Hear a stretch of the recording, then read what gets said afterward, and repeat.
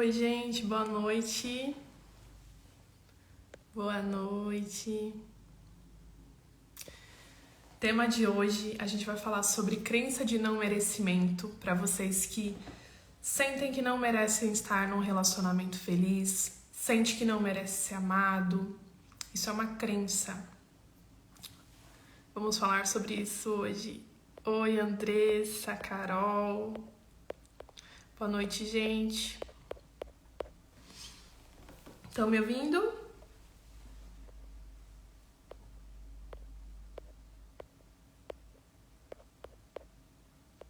Boa noite, Renan.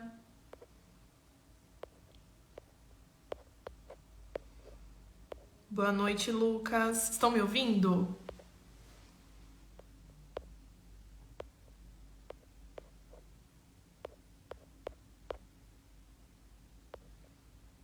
Ótimo. Vamos lá, então.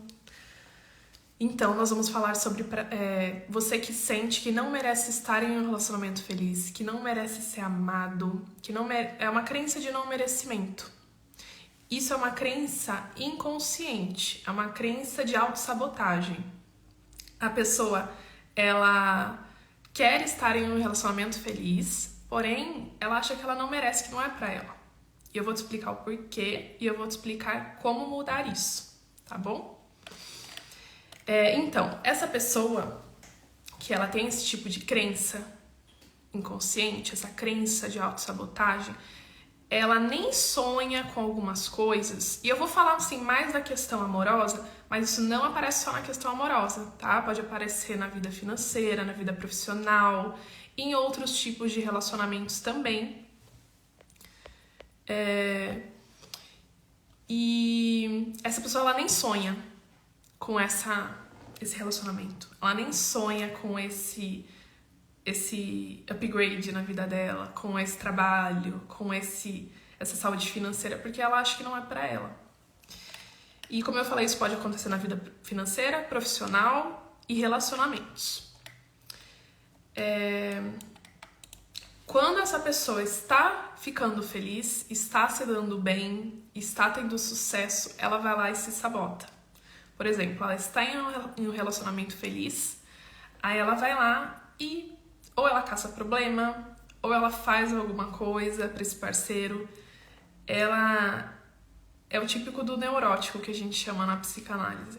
A pessoa, ela tá fugindo do gozo, fugindo de aproveitar, de curtir, de realmente ser feliz. Isso tem até um nome, tá?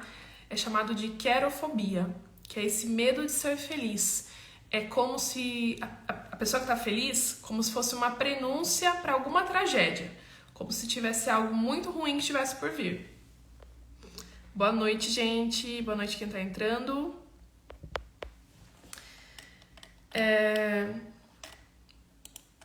Talvez para essa pessoa que tá muito difícil se sentir amada, que tem esse tipo de crença de não merecimento, ela tenha relacionamentos ruins repetidos, ela vive tendo mágoas, tendo problemas em relacionamento, ela deve estar muito infeliz nessa área da vida dela, que são os relacionamentos. E uma sensação de vazio, ela pode não confiar nas pessoas. E aí eu quero te questionar. Vamos entender por que isso acontece. Como foi, se você se sente assim, como foi pra você na sua infância a forma que você recebeu amor? Dos seus pais, da sua mãe, vovó, vovô, tio, irmãos? Como que você se sentia amado? Como que qual foi o primeiro contato com o amor que você teve? Como era o relacionamento dos seus pais?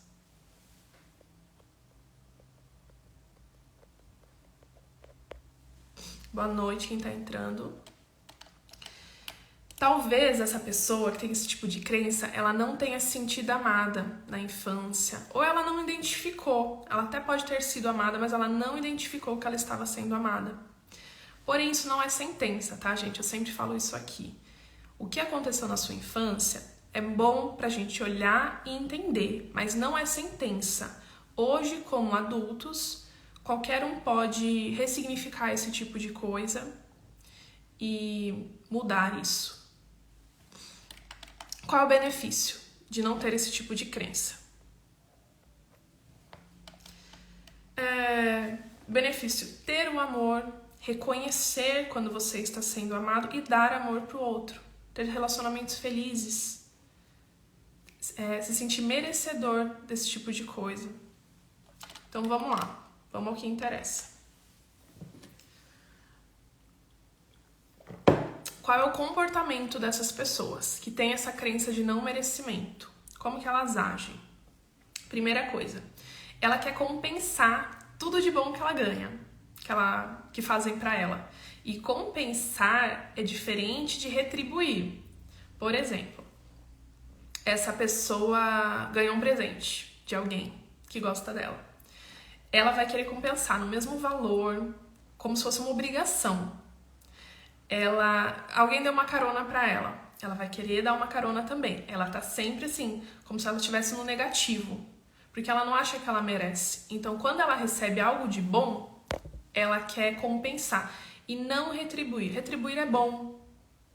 Retribuir é saudável, mas não é uma obrigação. Daqui a pouco eu respondo você, tá, Vitor? Só pra não perder o foco aqui. Segundo ponto do comportamento dessas pessoas que têm esse tipo de crença de não merecimento. Como que essa pessoa se trata? Como que você se trata? Talvez você não acha que não mereça ser amado, não mereça estar num relacionamento feliz, porque você não se trata bem. Você se chama de feia, de gorda, de burra, as piores coisas. E aí, quando você recebe isso do outro, pra você é normal. Você não estranha. Porque o teu relacionamento com você mesma já tá negativo. Então, quando isso vem do outro, você não estranha. Então, o balizador é como você se trata. Do que você se chama, como que você se incentiva. Oi, amiga. E essa pessoa que ela se trata mal, ela não se sente suficiente. Então, ela não permanece em um relacionamento feliz. Ela tem constantemente um sentimento de inferioridade, como se ela não fosse alguém para ser amado. E pode perceber, esse tipo de pessoa, que ela tem esse tipo de crença, ela se acha sem valor, primeiramente, e aí ela se interessa por pessoas que não se interessam por ela, que não a valorizam. Por quê? Como que isso funciona? Isso tudo é inconsciente. Quando eu me acho sem valor, se alguém se interessa por mim, eu automaticamente entendo que aquela pessoa não tem valor. Porque se ela se interessou por alguém, digamos assim, que não tem valor, eu entendo que ela não tem. Então, de quem que eu vou gostar? Por quem que eu vou me apaixonar? Por quem me rejeita, por quem tá me fazendo sempre sofrer. É por esse tipo de pessoa que eu vou me relacionar, que eu vou me interessar, que eu vou me apaixonar. E como que eu vou ter um relacionamento feliz desse jeito?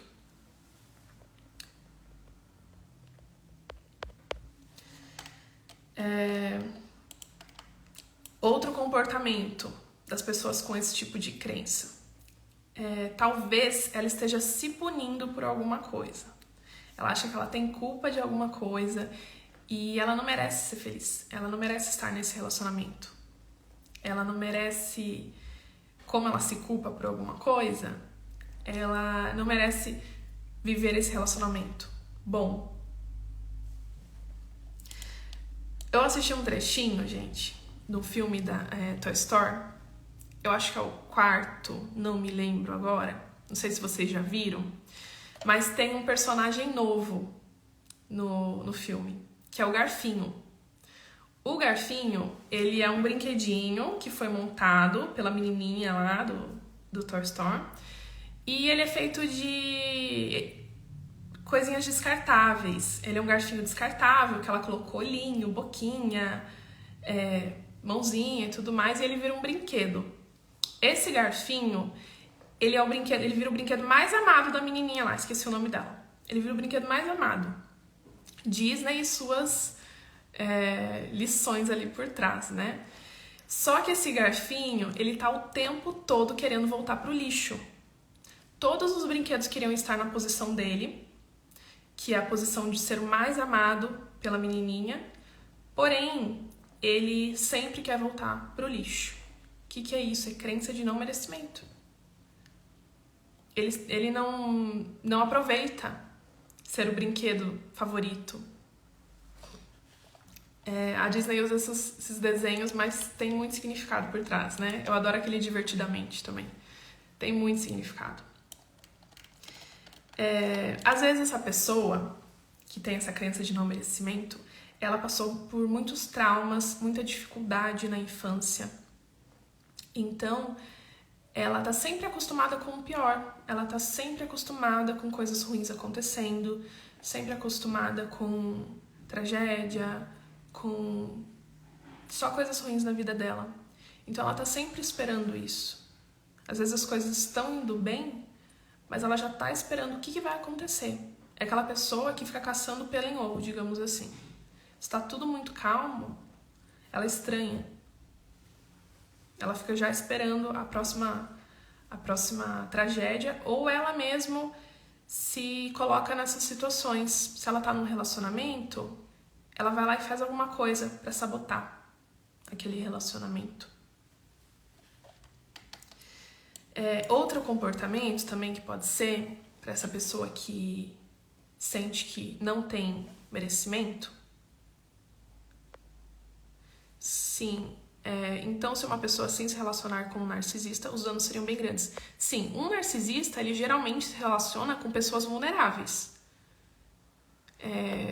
Dificilmente o narcisista ele se relaciona com uma pessoa que tá bem, que tem uma autoestima boa, porque esse tipo de pessoa não permanece. Quando ela vê que tá estranho ali, ela já sai desse tipo de relacionamento. O narcisista é sempre com um vulnerável, uma pessoa que não tem uma autoestima muito boa. Ela vai entrar nesse relacionamento, se ela tiver esse tipo de crença, né, de não merecimento, e vai ficar, porque ela vai achar que aquilo ali, que não tem nada melhor pra ela. E um outro tipo de causa que pode ser para essas pessoas com esse tipo de crença é pacto familiar. O que é isso? Pacto familiar é quando essa pessoa, tudo isso é movimento do inconsciente. A pessoa ela não pensa isso, ela não passa esse tipo de pensamento, mas ela se comporta conforme esse tipo de crença. Por exemplo, pacto familiar. A família toda dessa pessoa tiveram relacionamentos ruins, infelizes, sempre com muito sofrimento, muita briga, né, tudo disfuncional. Aí essa pessoa, ela sente que se ela não viver aquela mesma coisa, é como se ela estivesse traindo essa família, como se ela não estivesse mais fazendo parte dessa família. Eu já recebi relatos de pessoas, daí não é na relação amorosa, mas é a mesma coisa, é a mesma crença base.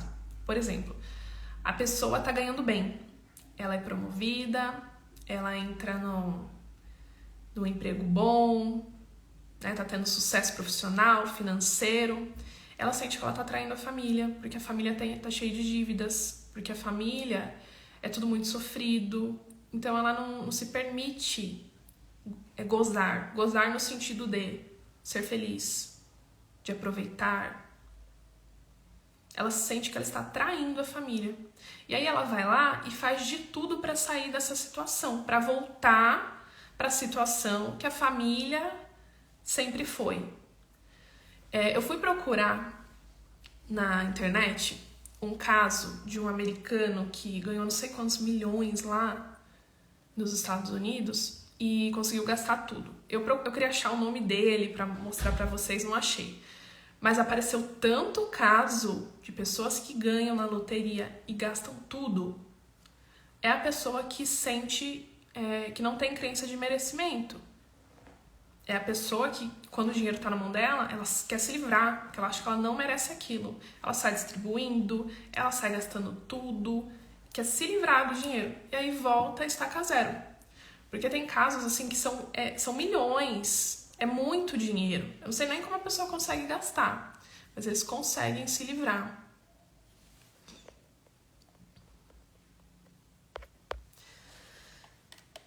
Outra questão para analisar se você tem esse tipo de crença de não merecimento. Analisar quais são os ganhos secundários. Por exemplo, sempre quando a gente está numa situação que a gente não sai daquela situação, aparentemente essa situação traz sofrimento pro consciente, talvez ela esteja trazendo algum tipo de conforto, algum tipo de ganho secundário pro inconsciente. Vamos supor nessa relação do relacionamento amoroso ruim. O que ela pode estar ganhando? Talvez ela esteja ganhando a atenção das pessoas. Talvez ela goste de se colocar nessa posição de vítima, de ganhar a atenção das pessoas dessa forma. Talvez tenha um teor religioso ali por trás. A pessoa, por exemplo, é cristã e ela acha que tem que sofrer, ela acha que veio aqui no mundo para sofrer. Já viram aquelas pessoas que vão no hospital e tira foto tomando soro lá e posta? Toda vez que vai no hospital a pessoa posta. A pessoa adora falar que tá doente, adora postar que tá doente. Por quê? Talvez, e essa pessoa provavelmente ela vive doente, né? Porque assim ela recebe atenção. Talvez na infância dela, os pais, que talvez eram um pouco ausentes, davam atenção quando essa criança estava doente. Então ela usa isso, talvez na vida adulta, para estar no lugar de vítima, para estar no lugar de sofrimento, para estar no lugar de ganhar atenção, ganhar o olhar dessas pessoas. Isso são ganhos secundários. Pequenos passos para você que se identificou que tem essa crença de não merecimento. Primeiro, analise. Você tem medo de fazer algo bom para você? Você tem medo de comprar uma roupa boa, de ir lá em um restaurante bom para você, quando é só para você? Como é que você faz? Porque tem gente que, quando vai receber gente em casa, faz o maior banquete, prepara tudo com o maior amor, maior carinho, e quando é pra ela faz um miojo. Tem gente que gosta de miojo, né? Mas eu digo uma coisa rápida, barata, fácil, pra ela é assim, não capricha em nada. Então talvez você tenha esse medo de ir num lugar legal, de comprar alguma coisa de qualidade pra você. Isso fortalece crença de não merecimento. Então você tem que fazer um movimento contrário. Você tem que ir lá e fazer o melhor. Se é um café da manhã, você vai fazer o melhor, com capricho. Se é um jantar, você vai caprichar. Só pra você, faça muito bem feito. Porque isso ajuda na sua crença de merecimento.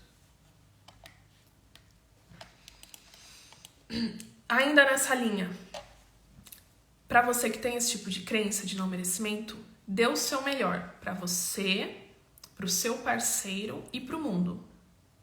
Por quê? Você dando o melhor pra você, você já é como se fosse um termostato.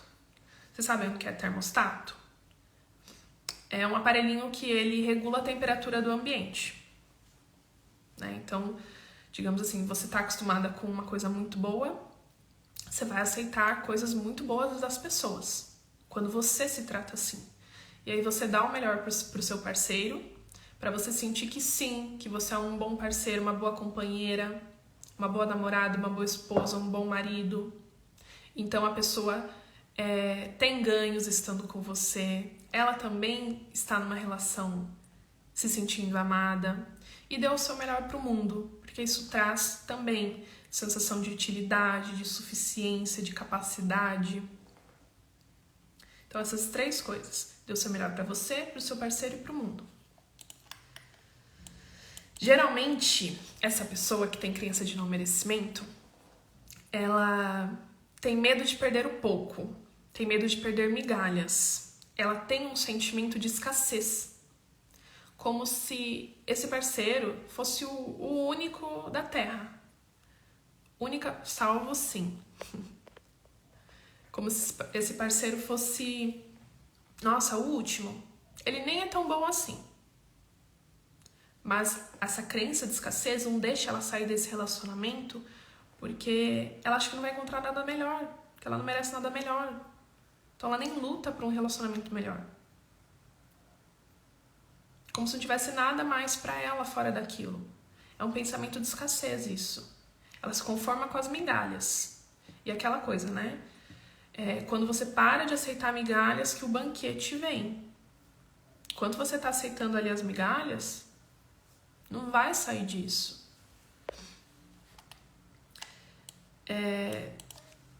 Para quem é cristão, e aquele versículo, né? Ame o próximo como a si mesmo. Então, primeiro você tem que amar a si mesmo. Se você não ama a si mesmo, como é que você compartilha esse amor com o outro? Mesma coisa daquela dinâmica do avião. Se você tá num avião em turbulência, cai a máscara de oxigênio, primeiro eles instruem a você colocar em você essa máscara para depois colocar no teu filho, para depois ajudar o teu marido, porque você precisa estar bem primeiro.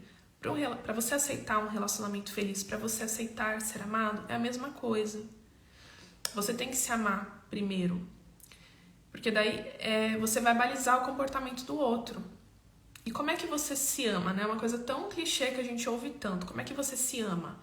Primeiro, você se conhece, porque a gente não ama o que a gente não conhece. Então, primeiro você se conhece, depois você vai desenvolver esse amor por você.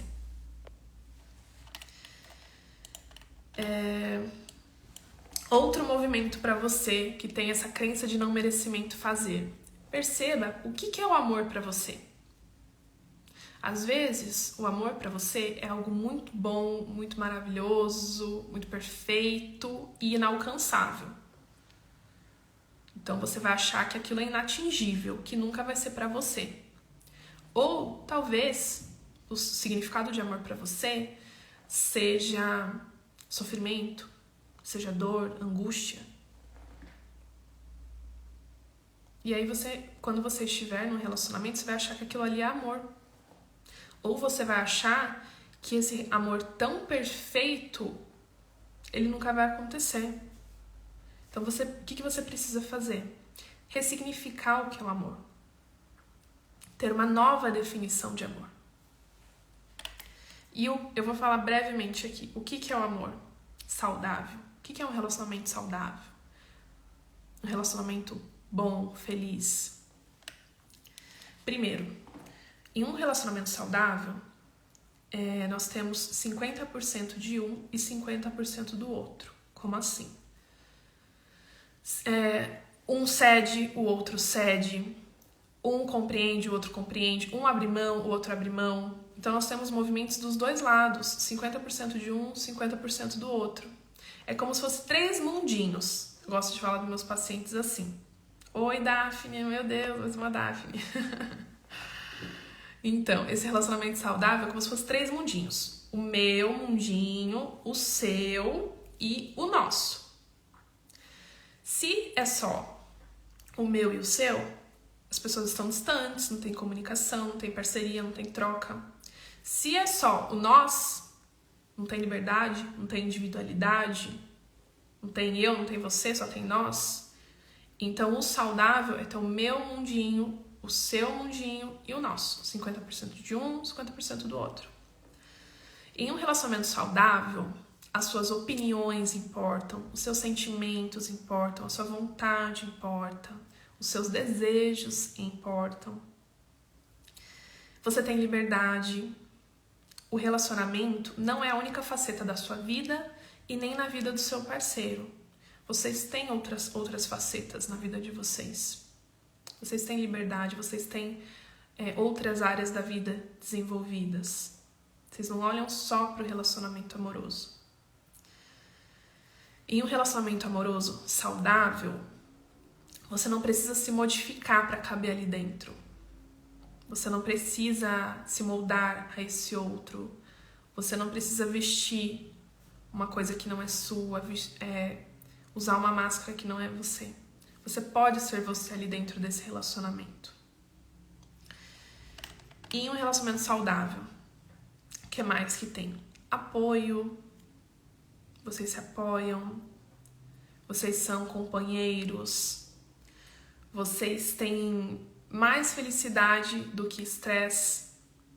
Como assim? Tem mais dias felizes, mais momentos felizes do que raiva, do que estresse, do que mágoa, do que sofrimento. Analise como é o seu relacionamento. O que tem mais? Momentos felizes ou mágoa, angústia, choro? E em um relacionamento saudável, as pessoas admitem os erros. Isso é importantíssimo. As duas partes conseguem admitir os seus erros. Não é só um que pede desculpa. Os dois conseguem fazer esse movimento.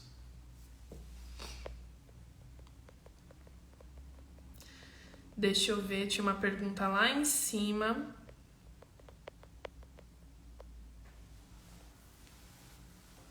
Deixa eu achar a perguntinha.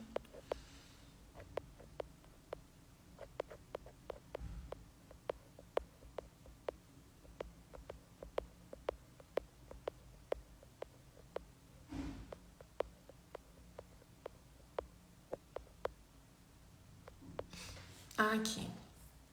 O Vini perguntou: como lidar num relacionamento com diferentes linguagens de amor? As linguagens de amor, gente, deu muito assunto isso, né? Elas são só pra você identificar como que o outro te ama, identificar como você ama esse outro. Então, elas não são uma regra. É mais pra você identificar como esse parceiro demonstra pra mim que ele me ama e como eu demonstro pra esse parceiro como eu amo.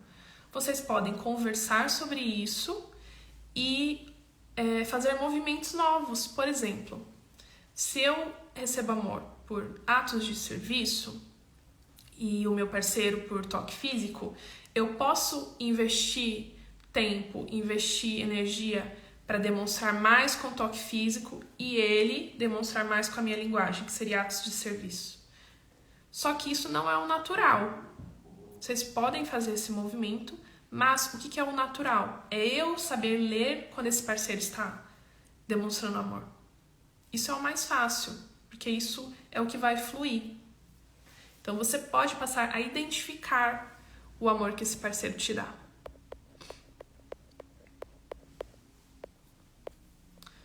Gente, era essa a mensagem que eu tinha para passar. Alguém tem alguma dúvida? Deixa eu ver se tem mais alguma coisa.